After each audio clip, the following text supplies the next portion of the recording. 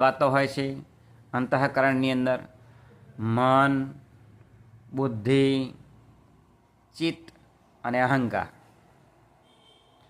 આની અંદર બહારથી જ્ઞાનેન્દ્રિયો અને કર્મેન્દ્રિયો એ કચરો લાવી અને ઠાલવે છે અને જે કચરો એ લાવી આ ગોડાઉનની અંદર ભરે છે તો એનું જીવન એ પ્રત્યે એ આગળ વધી જતું હોય છે.